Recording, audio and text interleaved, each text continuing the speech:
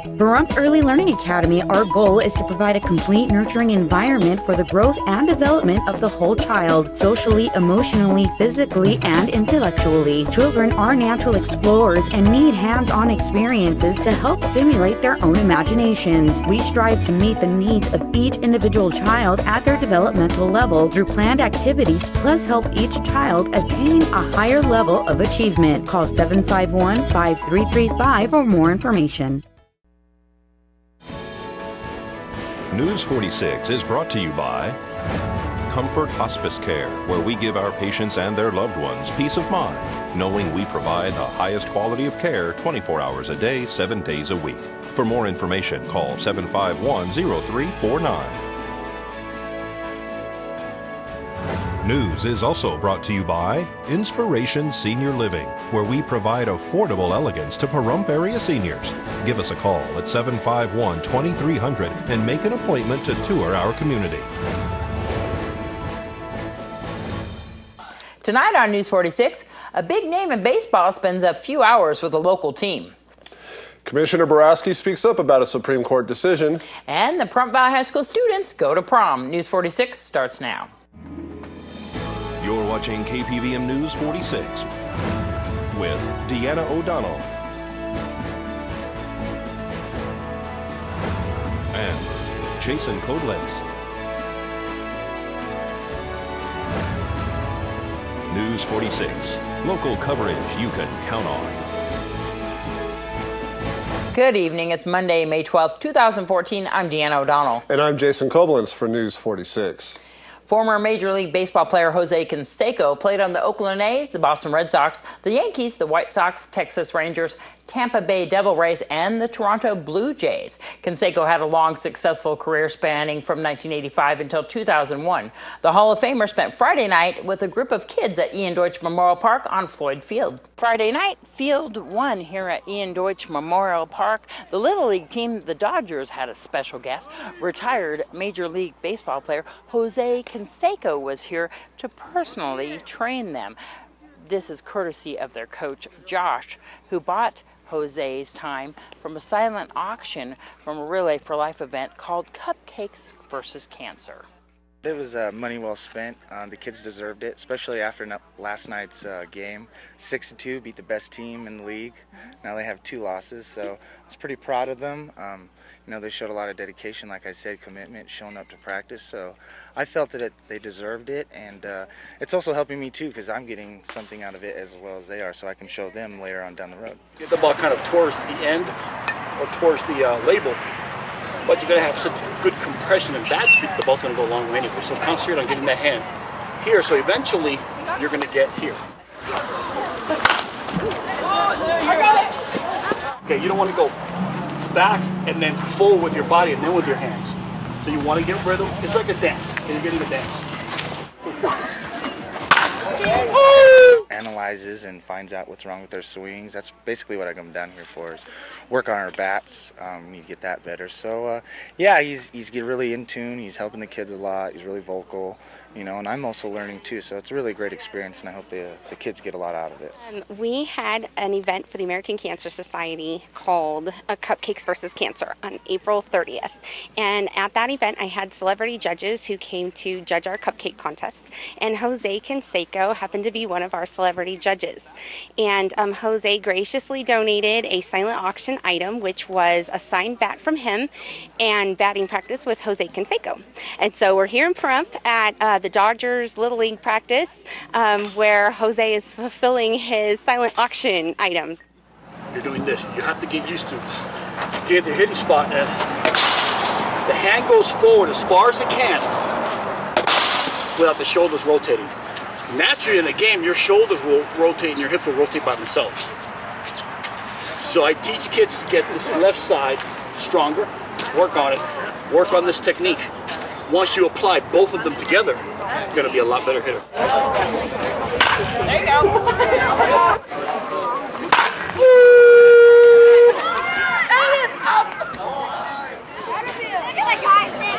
It's a funny thing, when Jose saw the balls that the Dodgers were using, he insisted upon taking Shannon to Walmart to purchase some new balls for these kids.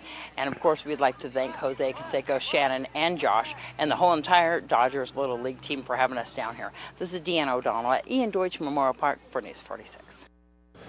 Nye County Commissioner Butch Boraski comments on the Supreme Court decision for the dissolution of the Pahrump Town Board, form of government.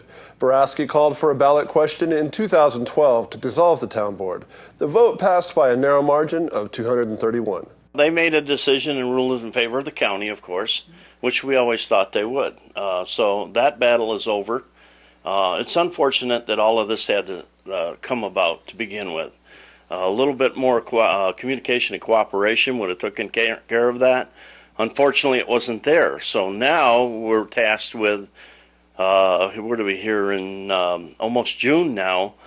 We need to put a plan together to work with the town on how everything's going to work out. Okay, I don't see a lot of changes going on over there, but I imagine there will be a few. What, I don't know, because that'll be up to the board. But it's always been my belief that we should have at least an advisory board sitting there, people who have interest in this community and that will make decisions that would best serve this community. So you're going to keep the town board as an advisory board? I can't do anything myself. It takes the 5 commissioners to vote on this, and that hasn't happened yet. But when it does, it would be my recommendation to keep on a all new town advisory board picked for people who have talent, who have skills and ability in the community that will sit up there and make the best decisions. And then what about the other advisory boards throughout the town? I don't see any reason on changing those right now. That'll be, again, it's up to the board. All of them do a great job, and I think we just need to look at each one individually and have commissioners attending these functions and making sure they're doing what they were put in place for. As far as the employment at the town office, you said that there might be a small change, but you don't see a big one? Well, no, I don't see any big changes anywhere. I'm saying there may be small changes, but not necessarily with individual staffs, okay? We have to look at what would work the best with us so that we can combine our services to theirs. And just keep in mind that the town has its own budget, and we cannot use or spend any of that money. We can approve the funding, but it's for the town. So the misconception that the county's in for a land grab or something, that's going to prove itself not to be true, like I said it would. So anyways, again, we gotta work together as a community to kind of clean this mess up and get it back on track. Butch was getting some wrap-up music there. His phone was ringing at the end. So Jose Canseco.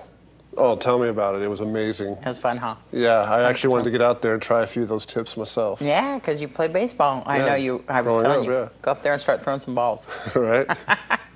That was so much fun. The kids had a great time. And if you didn't notice, he was hitting them out of the park there at Ian Deutsch, even up over the lights, those huge lights. And it was amazing. Absolutely amazing. He still has it. There you go.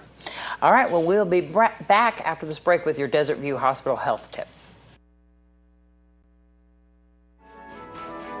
This portion of the news is brought to you by Albertsons. You're in for something fresh.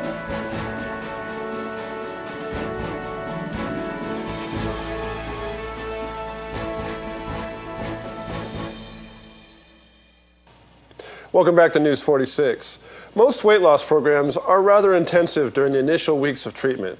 They can also be costly and require a huge time commitment. An alternative treatment is the stepped care approach. This involves a lower intensity intervention that only increases if a person's weight loss goals are not met. A new study examines if the stepped care approach is as effective as conventional weight loss treatments. This health tip is brought to you by Desert View Hospital and Mountain Valley Physicians Group. Don't put your health on hold. We have time for you. Call us to schedule your appointment. 775-751-7100. Kenneth Peglow is just like many other Americans these days, carrying around too many excess pounds. You get to a certain age and it just won't come off. Looking for a lifestyle change, she joined one of several weight management programs at the University of Pittsburgh. I don't look at it as that I'm on a diet. I look at it as this is the way I'm going to continue the rest of my life. We know we can achieve weight loss short term almost with any type of program. The real challenge is how do you push that envelope out further and further to help people keep the weight off once they've lost it. Dr. John Jakasik from the University of Pittsburgh and co-authors conducted a randomized clinical trial with 363 overweight or obese adults. Study participants received similar eating and physical activity plans for 18 months. Standard intervention participants had group counseling sessions weekly for the first 6 months. For the stepped care group, counseling frequency and other weight loss strategies could be modified depending on weight loss goals. We got about the same magnitude of weight loss in our step group at 6 months, but weight loss at 18 months was 7% versus the 8% in our standard. Overall, the societal cost to deliver the program was far less in our step group compared to our standard group. Researchers say this could be helpful to insurance providers who may be more inclined to pay for these interventions. If we could divert our resources to those who need more help and divert it away from people who are doing okay without all of that help, it probably makes it more manageable, more affordable, and more accessible to people who are interested in participating. I lost 2 pounds today. For Kennetha and those in her support group, it's just one day at a time. It's fun to hear everybody's success. And by the way, I've lost 24 pounds since this started. And so that's a big success for me. It's working. That's all I can tell you. It is working. It does work. Catherine Dolph, The JAMA Report. Researchers also say the STEP care program was less time-consuming and less costly to those who participated. U.S. health officials confirmed the country's second case of MERS, a deadly virus first discovered in the Middle East. The patient is reportedly in good condition in an Orlando, Florida hospital. The 44-year-old is a healthcare worker who lives and works in Saudi Arabia and traveled to the United States to visit relatives. The case is the second imported instance of the Middle East respiratory syndrome, or MERS, reaching U.S. soil. The first case was confirmed late last month in Indiana, raising fears about the global spread of the virus that has no treatment and kills about 1/3 of infected patients. The two cases are unrelated. Chad Broadhead, who is the owner of Pahrump Valley Speedway, gives us an update on the races. It's awful windy for a race, but we're doing it anyway. We've got the late models out here tonight. We didn't have as many show up as we was hoping, but we got a couple of them here, and they're putting on a good show. What happened? We had a Santa Maria Speedway had a big wreck last Saturday. They lost 14 cars. 6 of them cars was on our circuit that was signed up to come here. So we lost a bunch of cars. So we got the other classes out there. Who do we have? We got all the mini stocks, the bombers, the coupes, dwarfs, West Coast super stocks, and the modifieds.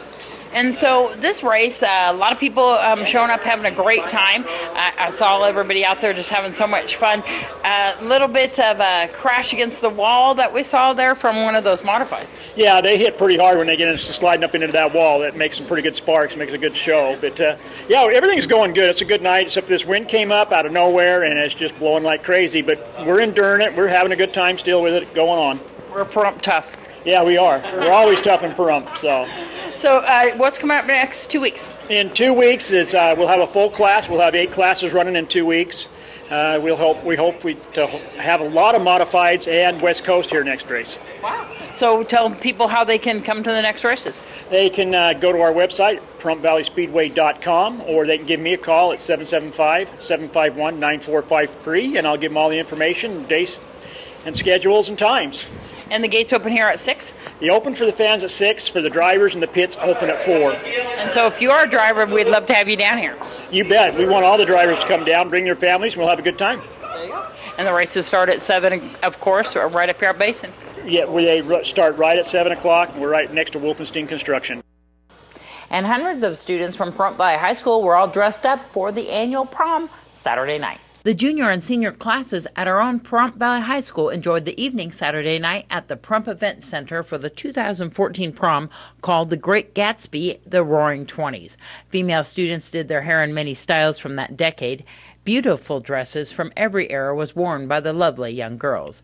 The male students had a ball finding unique suits to fit in with the jazz age. Before the prom, couples and groups took photos to memorialize that evening. Pahrump Valley High School supplied the kids with snacks throughout the evening. though some decided to have dinner out before the dance. A disc jockey played dance music from the modern era.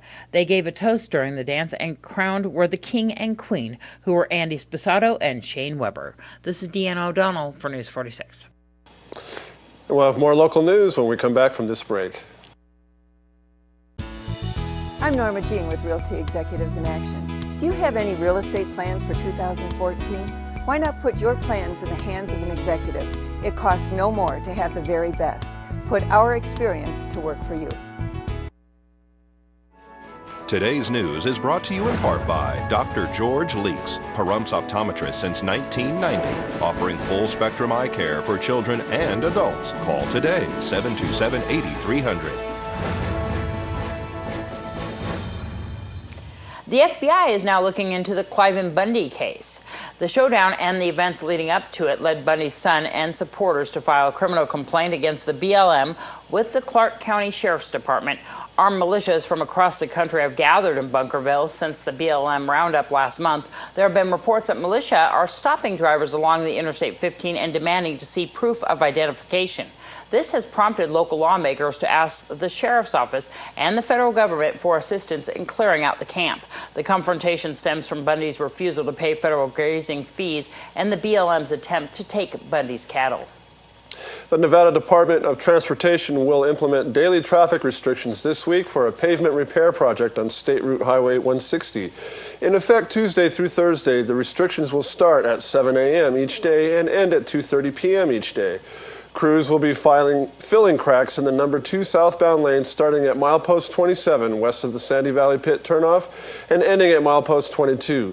That lane will be completely closed and all traffic throughout the work zone will be funneled into the number 1 lane. Please expect delays. After 4 rounds, professional bull riders 2008 world champion Guilherme Machi attained a new title Saturday night at Mandalay Bay's Event Center.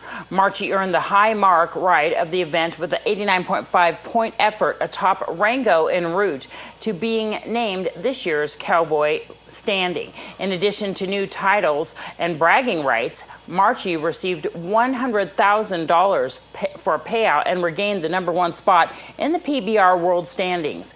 This is the last event until August 15th in Tulsa, Oklahoma. And here's Angela Miles with today's First Business Brief. This is the First Business Brief for Monday, May 12th. I'm Angela Miles. Several states are not only fighting raising the minimum wage. In some states, workers are earning less than the current rate. USA Today reports Alabama, Louisiana, Mississippi, South Carolina, and Tennessee have no minimum wage. Arkansas, Georgia, Minnesota, and Wyoming have wages below $7.25 per hour. President Obama is pushing to raise the wage to $10.10 per hour. Opponents claim a wage hike would result in job cuts. The Winklevoss twins hope to take the Bitcoin mainstream. The twins, famous for their legal battle for Facebook, want to list a Bitcoin ETF on the NASDAQ. Bitcoins face heavy criticism from regulators. And the U.S. Postal Service is delivering a $1.9 billion loss. It's the 20th loss in 22 quarters. Postal managers want lawmakers to change laws so that upgrades can be made to save money and the agency doesn't have to pre-fund retiree benefits. That's the First Business Brief. I'm Angela Miles. Thanks so much, Angela. I like those PBR reports from Judge Margaret Whitaker. She sends them every Monday to us. It's great. Yeah, it is. But I guess we're not going to be getting them until August now, huh? No more. PBR is off for a little while, but they'll be back. So we're going to find out about your weather, which has been so crazy. Oh my God, crazy. I thought it was going to be warm, but then it was windy and kind of cold, and I keep putting sweaters on the dog and taking sweaters off the dog, and I don't know. Bringing your dog in and putting your dog out. And it was a lot of fun filming the race the other night in all that wind, too, I'll tell you what. Lots and lots of sand. There you go. Well, Noah Began will be back right after this break with your weather.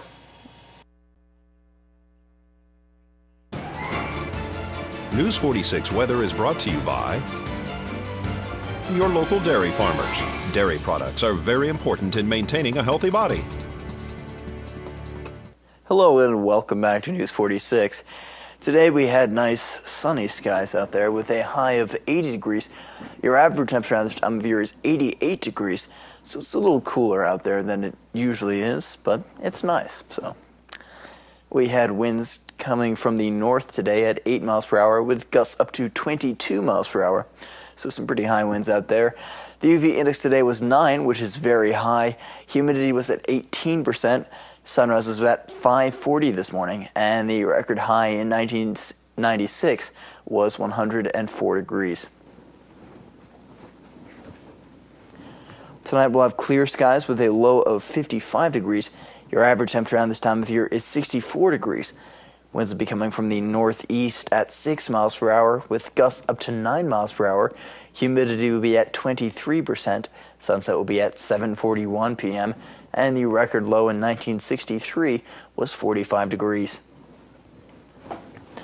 Tomorrow we'll have sunny skies with a high of 83 degrees and a low of 57 degrees. Winds will be coming from the north-northeast at 6 miles per hour with gusts up to 10 miles per hour. Humidity will be at 20%. Sunrise will be at 5:39 a.m. and the UV index will be 10, which is very high. For our 7-day forecast, we'll have a mostly sunny week, though we'll probably be seeing some clouds here on Friday and Saturday. Your high temperatures will be ranging from the low 80s to the high 90s, and your low temperatures will be ranging from the high 50s to the low 70s. It's really starting to feel like summer out there, especially with weather like that. Anyway, I am Noah Began for your News 46 weather. Back to you at the desk. Thanks so much, Noah. See, I told you the weather's going up real high and then coming back down cool again, which is not bad instead of just going straight up. Straight up and staying there? Yeah, you get a break every once in a while. I can use that break, too. How can you ask for anything Got some better? yard work to do. You do.